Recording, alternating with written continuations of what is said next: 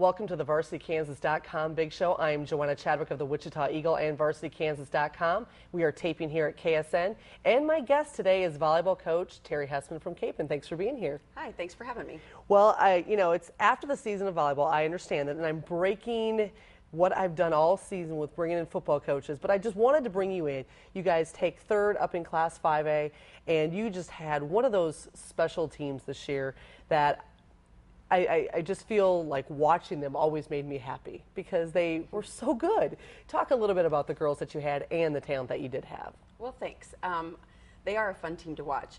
I think part of it is you can tell how well they get along, and so they have a special chemistry and really just play well together on the court most of the time. So we had 9 seniors this year, which is by far the biggest number I've ever had.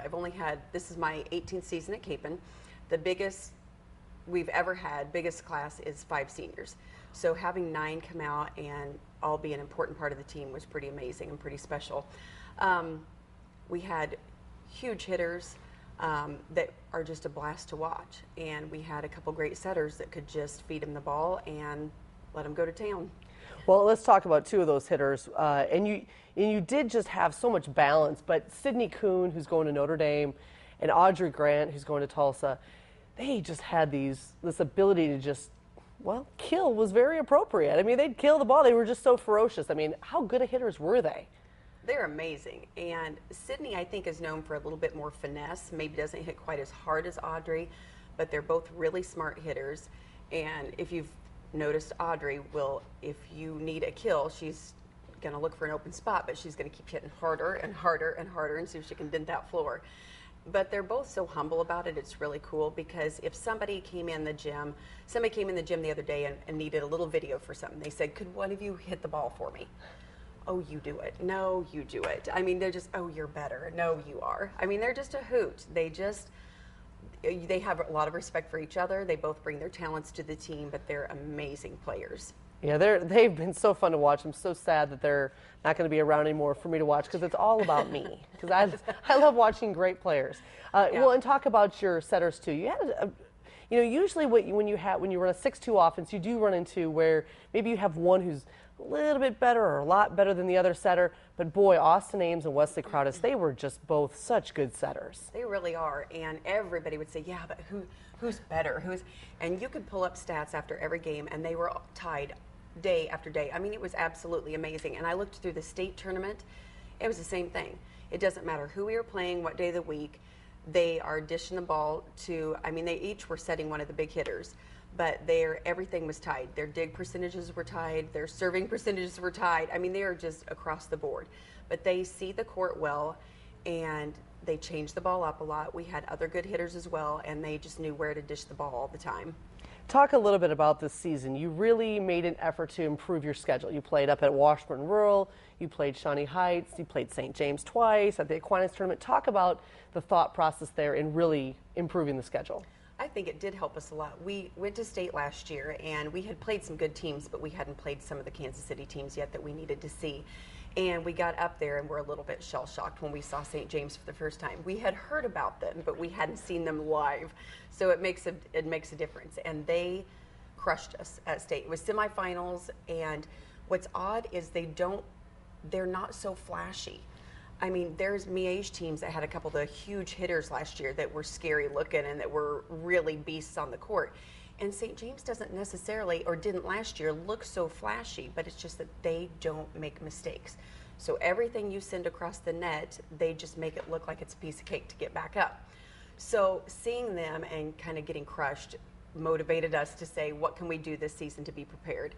So we added Washburn Rural, we added a Mays at home, we added Shawnee Heights, and we had St. James a couple times. Anything we can do to see them ahead of time and then hopefully build on throughout the season. And I think it helped them because when we saw St. James the first time, our jaws just dropped again this season. But by the second set, we were playing some ball and looking a lot better. Well, and St. James is, when we talk about them, people would say, and I feel like your team is one of the best we've had in the area in a long time, But people would say, St. James, you know, what kind of chance does anyone in the area have to beat them? And I'd say, well, there's always a chance, but Right. I'm sorry, I'm not, I couldn't do it. And watching them play, you're so right, Audrey Fitzmaurice. I mean, could you see a cuter girl? I mean, she's No. 6'5", and she just has this sweet little smile. She doesn't scare me at all. Audrey Grant frightens the living daylights out of me when she hits the ball. You know, I mean, she's got that Right. intense look. But you're right, and they won again. They won their second 5A title, and they had, of course, been winning every year in 4A. But they lost a set to St. Thomas Aquinas, which was the first time that had happened all year. And so when we talk about trying to improve that schedule, you have to do that if you're going to be able to win a state title. Am I right? I definitely think so, because if you don't get up there and see how fast their game is and see how talented they are, it's just shocking. I feel like we have a lot of good local teams, but they play a faster game in Kansas City. The speed of the game is just quicker, and so it makes a big difference being able to get your block up and being able to keep up if you haven't seen that.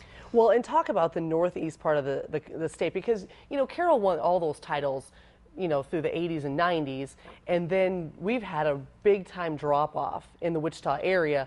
And you know, it's funny because people would come to me and they'd say, oh, wow, Wichita suddenly has really good volleyball. No, that's not the case. There's always been good volleyball here. There's always been really good players.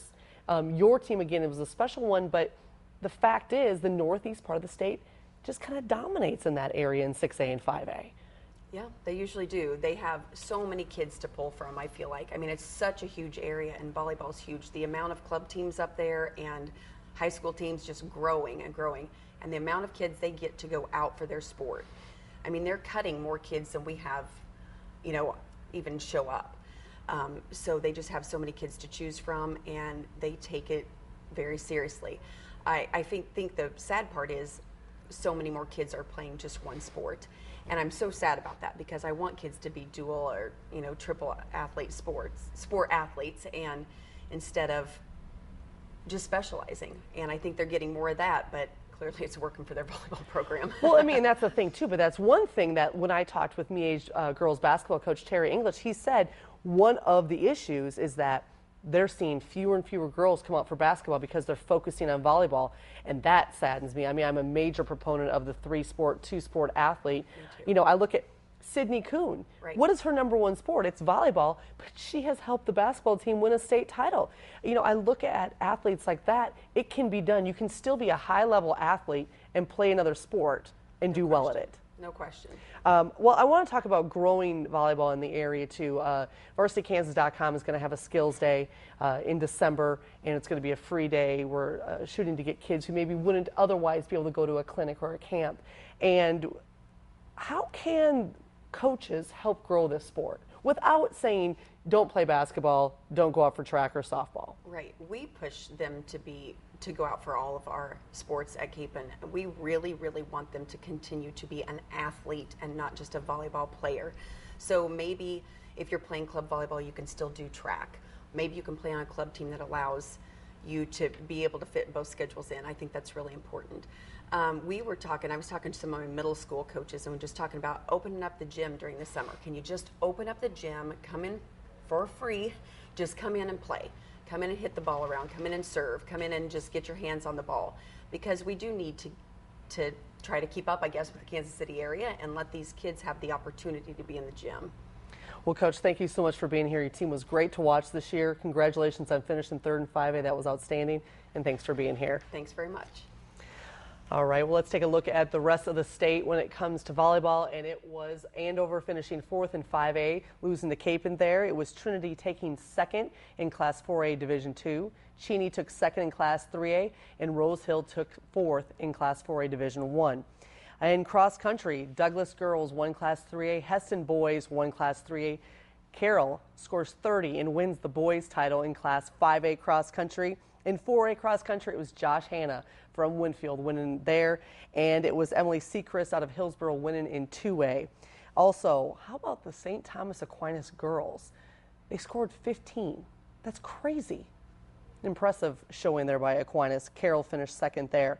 All right, let's look at football districts.